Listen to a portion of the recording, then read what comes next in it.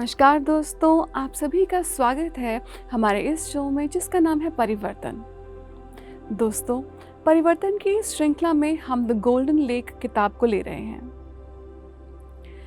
पिछली बार हमने जाना था कि हमारी गैलेक्टिक फैमिली के मास्टर्स कौन कौन से हैं, हमारे मेंबर्स कौन कौन से हैं, हमारे परिवार के सदस्य के जैसे, जिनको हम जानते नहीं हैं लेकिन जो हमारे लिए कई कई कई कई कई हज़ारों सालों से काम कर रहे हैं। तो दोस्तों, उस खूबसूरत चैप्टर को अगर आपने मिस किया तो पिछले एपिसोड में जाकर उसको ज़रूर दोबारा देखिएगा। आज जो चैप्टर ले रहे हैं उसका नाम है द बिगर पिक्चर, एक बड़ी सच्चाई। क्या है दोस्तों वो बड़ी सच्चाई? क्या है जो हम पूरी तरह से भी नहीं समझ पाए हैं? आइए जानते हैं। तो इस चैप्टर में साशा, जो कि एक प्लेडियन मास्टर हैं, जिन्होंने इस किताब को प्रसारित किया है इस किताब की ऑथर के थ्रू, साशा हमारे को कुछ क्वेश्चंस के आंसर्स देती हैं। तो दोस्तों, साशा से क्वेश्चन पूछा जाता है कि मृत्यु क्या है, डेथ क्या है। देखिए, एक तो हमारी अंडरस्टैंडिंग है डेथ की, लेकिन साशा एक हायर प्लेडियन मास्टर हैं। वो लोग डेथ को कैसे समझते हैं, उनके लिए मृत्यु क्या है? आमतौर पर पृथ्वी पर हम समझते हैं कि कोई हमें छोड़कर चला गया, किसी ऐसे जगह चला गया जहाँ से वापस आना मुमकिन नहीं है। एक कनेक्शन था जो खत्म हो गया। आमतौर पर पृथ्वी पर डेथ को लेकर यही समझा जाता है। साशा कहती हैं कि जो आपकी अंडरस्टैंडिंग है डेथ की, वो हमारी अंडरस्टैंडिंग नहीं है। वो कहती हैं कि हमें पता होता है कि अब डेथ आने वाली है। दोस्तों, ऐसा नहीं है कि हमें पृथ्वी पर नहीं पता होता कि मृत्यु होने वाली है या नहीं। कई लोग हैं जिनको ये पूर्व अनुमान हो जाता है कि उनकी मृत्यु अब निकट है, लेकिन प्लेडियन मास्टर साशा कहती हैं कि उनको एक क्लैरिटी के साथ पता होता है कि अब ये वाला जो जन्म है इसका अंत होने वाला है। और क्या डिफरेंस है उनकी मृत्यु के अंडरस्टैंडिंग में? वो कहते हैं कि आप ह्यूमन बींग्स को लगता है अर्थ पर जब डेथ आती है तो वो एक एंडिंग है, एक इंटरप्शन है, एक रुकावट आ गई। लेकिन साशा कहती हैं कि हमें प्लेडीज पे ऐसा नहीं लगता। हमारे लिए जीवन निरंतर चला आता है। दोस्तों, साशा हमें कोई नई बात नहीं बता रही है। हजारों साल पहले भगवान श्री कृष्ण यही अंडरस्टैंडिंग देकर गए थे कि आत्मा तो सिर्फ चोला बदलती है, आत्मा तो नित्य है, शाश्वत है। और वही चीज़ हमें साशा बहुत सिंपल शब्दों में कह रही है कि एक हमारी जो अंडरस्टैंडिंग है, प्लेडीज पे जो अंडरस्टैंडिंग है, वो ये है कि एक निरंतर फ्लो। और हमने तो फ्रेंड्स PSSM में आकर ये भी सीख लिया कि death is a celebration, life a celebration, death a celebration. यही अंडरस्टैंडिंग दोस्तों ओशो ने भी दी थी, यही अंडरस्टैंडिंग पत्री सर ने भी दी, और यही अंडरस्टैंडिंग साशा हमें सिंपल शब्दों में समझाने की कोशिश कर रही हैं। फिर साशा से दूसरा सवाल पूछते हैं कि सोल क्या है। दोस्तों, आपसे कोई पूछे सोल क्या है तो ज़्यादातर लोग उसका जवाब देते हैं, उसकी हिंदी ट्रांसलेशन कर देते हैं, आत्मा है। आपने देखी है वो आत्मा? आपको कैसे पता क्या है? तो साशा इसका जवाब देती हैं। साशा कहती है कि सोल एक एनर्जी टेम्पलेट है, एक एनर्जी, एक ऊर्जा, एक पर्टिकुलर टाइप की ऊर्जा, एक पर्टिकुलर फॉर्मेशन की ऊर्जा है। और ये जो ऊर्जा है ये क्यों आई है पृथ्वी पर? दोस्तों, हम सभी एक समय में लेक का पार्ट थे। लेक माने एक कॉन्शियसनेस, सभी एक थे।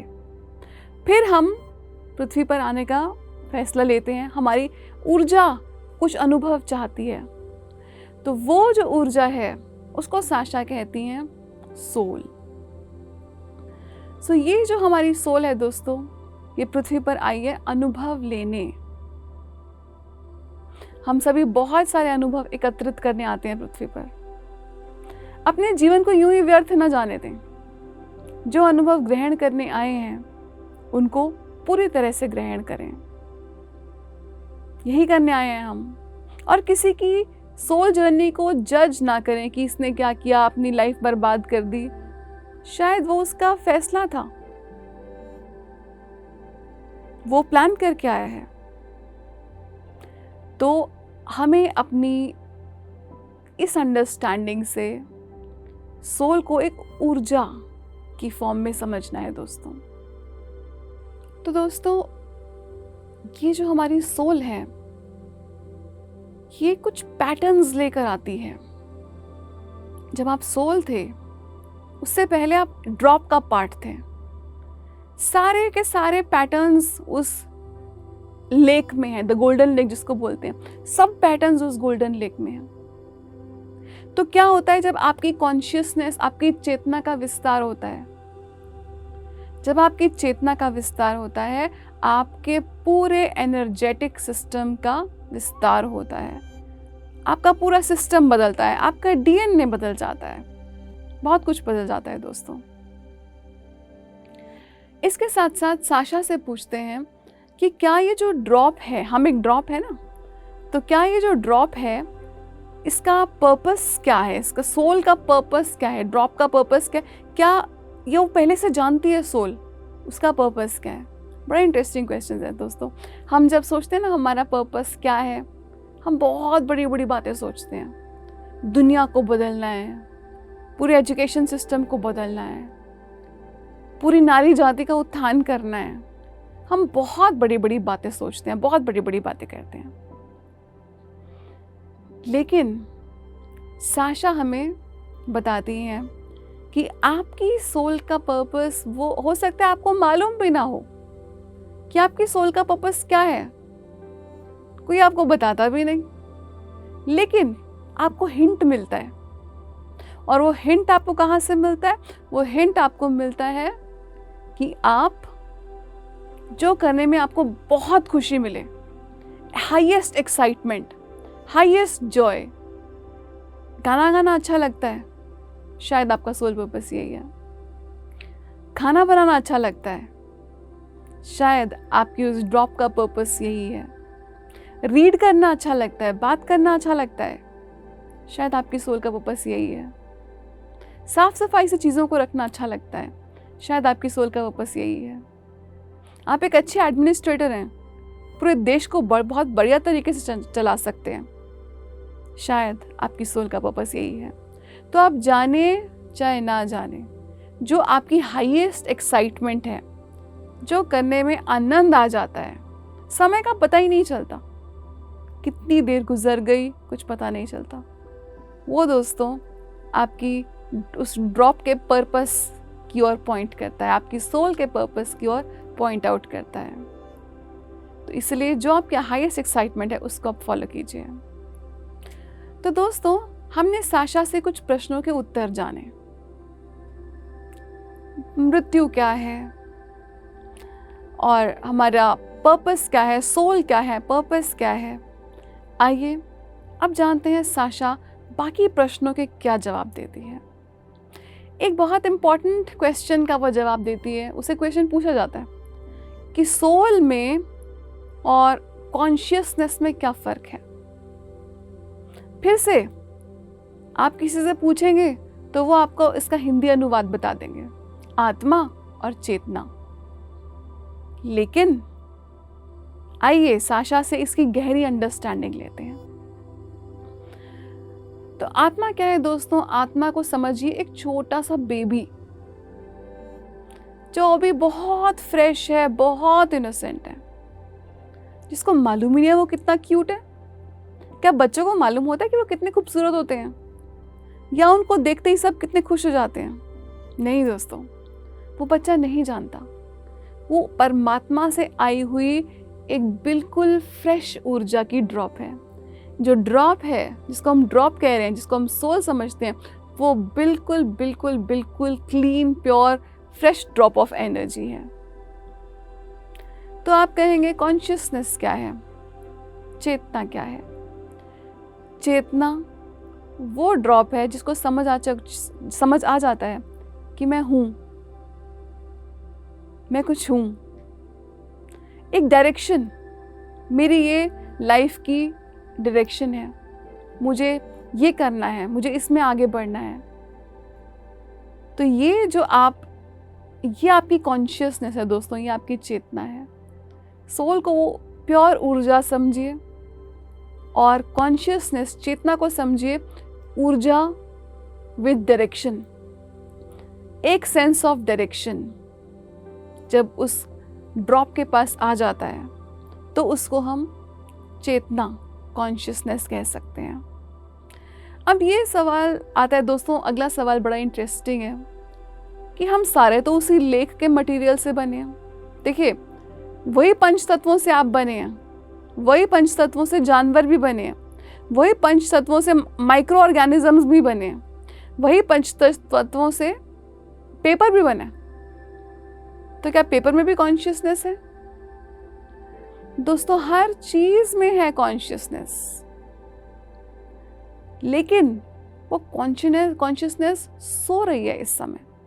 इनर्ट बोलते हैं ना, इनर्ट माने सोई हुई है सब में कॉन्शियसनेस। अब देखिए, अगर पेपर की कॉन्शियसनेस जाग भी जाए, वो क्या कर पाएगी ना? वो कुछ नहीं कर पाएगा। पेपर तो नहीं निकल चलेगा अपनी मिशन पर, क्योंकि एक लिमिटेशन है उसकी फिजिकल बॉडी की। तो ये जो पेपर है, जो कॉन्शियसनेस है, वो अपने आप को अलग अलग तरह से एक्सप्रेस करती है। कहीं पर कॉन्शियसनेस सो रही होती है, कहीं पर थोड़ी सी जागती है, कहीं पर उससे ज़्यादा जागती है। जैसे सोचिए आप, जो हम डायमेंशंस की बात करते हैं, पहली डायमेंशन की बात करते हैं, तो उसमें क्या आता है? मिनरल्स आ गए, ठीक है, मेटल्स आ गए, मिनरल्स आ गए, एलिमेंट्स आ गए। उन सब में क्या चेतना नहीं है, लेकिन इनर्ट है, सो रही है।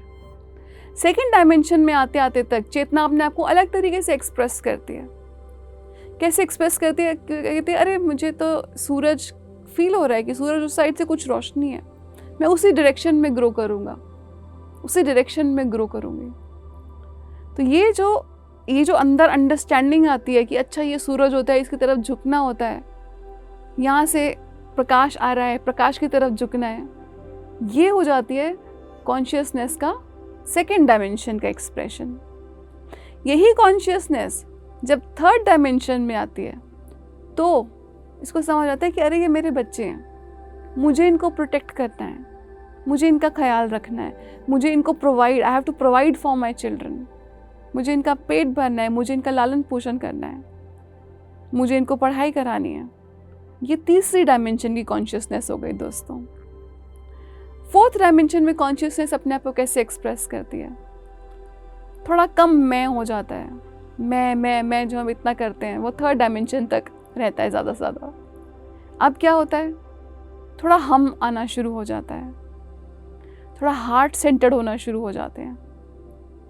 तो ये हमारी फोर्थ डायमेंशन की कॉन्शियसनेस हो जाती है। फिफ्थ डायमेंशन में और बढ़ जाती है, हम एक ग्रुप सोल की तरह काम करना शुरू कर देते हैं। मैं कम ही नहीं हो जाती, ऑलमोस्ट ड्रॉप होनी शुरू हो जाती है। तो कॉन्शियसनेस यहाँ पर अपने आप को एक ग्रुप सोल की तरह एक्सप्रेस करती है। इसी तरह से सिक्स डायमेंशन में आपकी बॉडी भी जो है वो नहीं रहती इतनी सॉलिड, जैसे हमारी कितनी सॉलिड डेंस बॉडी है। सिक्स डायमेंशन में तो आप एक बुद्धा कॉन्शियसनेस में, एक जीसस कॉन्शियसनेस में हो जाते हैं। मतलब कि यहाँ पर आप रहते हैं पृथ्वी पर, क्यों? बाकियों की मदद करने के लिए। आपकी चॉइस है सर्विस।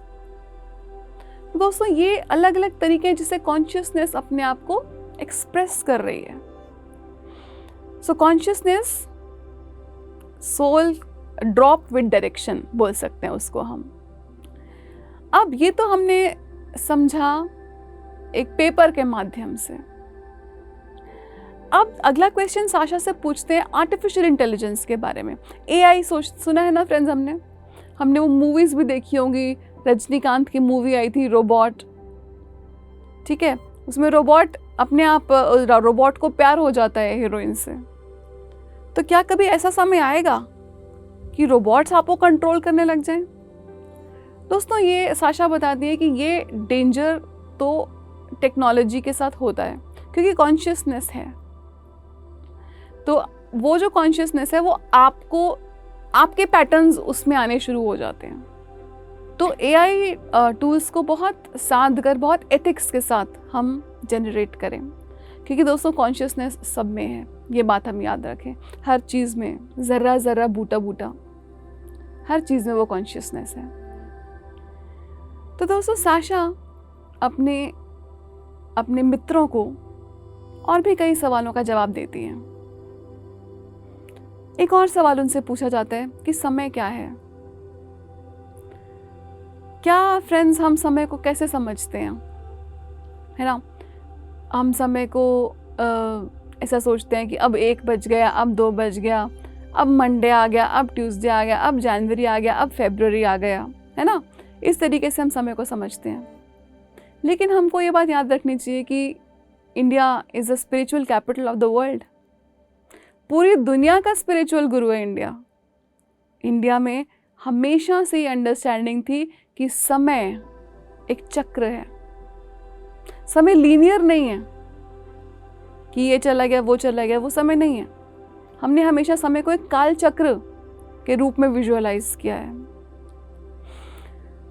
तो टाइम जो है दोस्तों, अब जो हायर अंडरस्टैंडिंग टाइम की है वो आपको हो सकता है उसको आपको समझने के लिए आपको और ध्यान की स्टेट्स में उतरना होगा कि समय, साशा हमें बताती है हर टाइम एक साथ है। All times in this moment only, इस प्रेजेंट मोमेंट में, इस मोमेंट में सब सारा टाइम है, सारा पीछे का, सारा आगे होने वाला, सारा अभी का। ये कॉन्सेप्ट थोड़ा समझना हमें मुश्किल लग सकता है, लेकिन अगर हम एक बर्ड के बारे में सोचें, समझिए आप एक बर्ड हैं, आप एक तार के ऊपर बैठे हुए हैं, तार सीधी लग रही है आपको, जहाँ पे आप बैठे हैं उस हाइट से आपको लग रहा है जहाँ पे आप वो सब कुछ सीधा सीधा है। आप थोड़ा ऊपर उड़ कर जाते हैं तो आपको पता चलता है अरे ये तार तो सीधी नहीं थी, ये तार तो पूरा गोल घूम कर आ रही है। आपको और भी चीज़ें दिखाई देने लग जाती हैं। जैसे आज की डेट में आप अगर गूगल मैप्स यूज़ करते हैं, ये एग्जाम्पल यूज़ कर रही हूँ आपको समझाने के लिए, वो आपको पहले कैसे बता देता है कि यहाँ पे जैम है। क्यों? क्योंकि वो एक हायर पर्सपेक्टिव से आपको बताता है। तो वो समय इस समय भी है, अभी आप फंसे हुए नहीं हैं लेकिन आप फंसे हुए हैं भी। ये जो अंडरस्टैंडिंग है दोस्तों टाइम की, तो वो सारा टाइम जो है वो साइमल्टेनियसली चल रहा है। जैसे आप ध्यान में हैं, आपका कभी कभी आप अपने बचपन में पहुंच जाते हैं, कुछ लोग अपने वूम स्टेट तक चले जाते हैं। तो वो वूम स्टेट सच है या अब जो आप एडल्ट हैं वो सच है? दोनों हैं, साथ साथ हैं, बोथ आर एग्जिस्टिंग साइमल्टेनियसली। और ये है समय की हायर अंडरस्टैंडिंग कि सारा समय एक साथ है। और दूसरा तरीका एक है समय को समझने का, उसको हम एक स्पाइरल की तरह सोचें। स्पाइरल दोस्तों एक बहुत गजब की ज्योमेट्रिकल शेप है। तो स्पाइरल में क्या होता है कि आप एक पॉइंट से दूसरे पॉइंट पे कनेक्ट हो जाते हैं, है ना? आप एक हायर डायमेंशन पे भी हैं और आप उसी डायमेंशन पर भी हैं। तो आप समय को एक स्पाइरल की तरह भी सोच सकते हैं। जैसे आपको कर्म की अंडरस्टैंडिंग एक बच्चे वाली भी हो सकती है और आपको बहुत हायर अंडरस्टैंडिंग भी हो सकती है, तो आप स्पाइरल में ऊपर चले गए। यही है फ्रेंड्स समय की एक हायर अंडरस्टैंडिंग। सारा समय अभी है, यही है। इसके बाद साशा से प्रश्न पूछते हैं, कर्म क्या है? दोस्तों कर्म सिद्धांत पर हमारी PMC हिंदी पर पूरी की पूरी बड़ी श्रृंखला है। साशा क्या समझाती हैं, कर्म क्या है? साशा कहती हैं जो आपको कर्म की अंडरस्टैंडिंग है वो गड़बड़ है। हमको पहले जो कहावतें मशहूर थी वो ये था कि आपकी कोई एक आंख फोड़े आप उसकी दूसरी आंख फोड़िए, एक गाल पे चांटा मारे आप उसके दूसरे गाल पर चांटा मारिए। ये कर्म की एक अंडरस्टैंडिंग थी। A tooth for a tooth, an eye for an eye. किसी ने आपकी आंख फोड़ी उसकी आंख निकालिए, किसी ने आपका दांत तोड़ा आप उसका दांत तोड़िए। ये एक लोअर अंडरस्टैंडिंग थी कर्मा की। तो साशा हमें क्या अंडरस्टैंडिंग दे रही है कर्मा की? साशा कह रही हैं कि कर्म का जो पूरा सिद्धांत है वो किस चीज पर बेस्ड है? वो आपकी इंटेंशन पर बेस्ड है। कि जैसे मान लीजिए मेरे हाथ में आप मेरे फ्रेंड हैं, मेरे हाथ में कुछ शार्प ऑब्जेक्ट है, गलती से हम दोनों हंसी खेल में वो आपको लग जाता है, आपकी मृत्यु हो चुकी है, आपकी मृत्यु हो जाती है। क्या ये कर्म मुझे लगेगा? क्या ये मेरा कर्म है? साशा कहती है नहीं, यहां पर कोई कर्म नहीं है। क्यों? आपकी इंटेंशन नहीं थी। जहां इंटेंशन वहां आपका कर्म पैदा हो जाता है। तो आपका इंटेंशन था इससे बदला लेना है, इसको तो किसी तरह से चाकू लगी जाए, इससे मुझे बहुत नफरत है, इसको किसी तरह से चाकू लगी जाए, तो आप वो आपका कर्मा क्रिएट हो जाएगा। हाँ, इस केस में भी कर्मा क्रिएट हो सकता है। कैसे क्रिएट हो सकता है? कि मान लीजिए कि मैंने आपको मार दिया, आपकी मेरी वजह से मृत्यु हो गई, तो मैं उस गिल्ट में मरती जाऊं कि मैंने क्या कर दिया अपने फ्रेंड के साथ, उसका घर बर्बाद हो गया, मैंने कितनी जानों को खराब कर दिया, है ना। मैं इस गिल्ट में मैं बुरी तरह से फंस जाती हूँ। तो फ्रेंड्स, जब आप गिल्ट में आ गए तो आपने उस एनर्जी को अट्रैक्ट कर लिया। अब आपको दोबारा आना ही पड़ेगा उस गिल्ट को रिजॉल्व करने के लिए। तो दोस्तों, ये है कर्मा, जो आपकी इंटेंशन पर डिपेंड करता है। और साथ में जितने आप चक्रव्यूह अपने लिए बनाते जाते हैं, गिल्ट में मरे जा रहे हैं, या सोचते हैं किसी से बदला ले लूं या बदला हो जाए, या मेरे को भी लग जाना चाहिए था ये चाकू, आप उस चीज़ में ज़्यादा एंटैंगल होते जाते हैं। ये कर्मा की अंडरस्टैंडिंग हमें साशा दे रही है कि कर्मा, दोस्तों, कर्मा कोई माने कोई, अब एक समय था हम सब कर्म को कर्म बंधन बोलते थे, है ना, कर्म बंधन में फंसे हुए हैं। आज समय है कि उसको आप एक लेसन की तरह देखिए। कर्मा कोई आपको पनिशमेंट देने का टूल नहीं है। कर्मा किस लिए आया आपकी लाइफ में? आप कुछ सीखें। तो वो कोई कर्मा है ही नहीं, फिर तो एक लर्निंग की अपॉर्चुनिटी है। दोस्तों, कर्मा को लर्निंग की अपॉर्चुनिटी समझिए और अपने जीवन में आगे बढ़ते जाइए। ये मत सोचिए कि अब ये हो गया, अब क्या होगा। बीती ताई बेसार दे, आगे की सुध ले। उस सिचुएशन में से अपना बेस्ट निकालिए, उस सिचुएशन में से लेसन लीजिए, उस सिचुएशन को अंडू करने के लिए उसका विपरीत कर्मा कीजिए। तो आप कर्म चक्र को एक खेल की तरह देख सकते हैं। It's a play. इसको प्ले की तरह देखिए। और आपको बहुत सारे सिद्धांत अब ऑलरेडी पता चल चुके हैं। मत गलत बोलिए, मत गलत सोचिए, मत गलत काम कीजिए। इतने सिद्धांत मालूम होने के बाद दोस्तों, अभी भी अगर हम कहते हैं कि हाय मेरा कर्मा बहुत खराब है, तो जो हाय आ जाती है उसको आपको रिजॉल्व करने बार बार आना ही पड़ता है। इस घटना चक्र को यहीं ख़त्म करेंगे और आज के एपिसोड को भी हम यहीं पर विराम देंगे। दोस्तों, अगले एपिसोड में आपसे फिर मुलाकात होगी बहुत सुंदर अगले चैप्टर के साथ। धन्यवाद दोस्तों। Love and light.